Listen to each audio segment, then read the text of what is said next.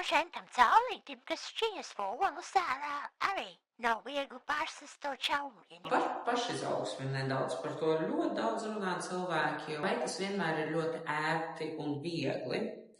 Patiesībā ir tāpat tas, kas citreiz mums ir vajadzīgs un ir labāks priekš mums. Ja tas ir absolūti kaut kas jauns, tad tas mums nav ērti, pagādā zināmu stresu un diskomfortu. Arī patiesībā pieņemsim cilvēkam, kurš mācās nolikt savas robežas un sevi nolikt pirmajā vietā un mācās teikt nē citiem, tad tā teikšana nē citiem ir super neērta.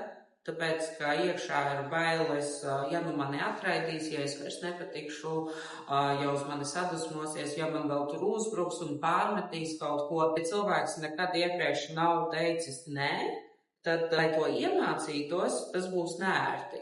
Lai kaut arī šī prasme patiesībā ieliek cilvēkam viņa dzīvi, viņa rokās, un viņš var sākt veidot savu dzīvi tieši tādu, kā viņš to vēlās, nevis atkarībā no citiem, kur viņš savu dzīvi pakārto citu cilvēku pieprasījumiem. Un tas tiešām var būt diezgan nērti, tas var būt arī sāpīgi sākumā, bet dažreiz tas ir ļoti vajadzīgs.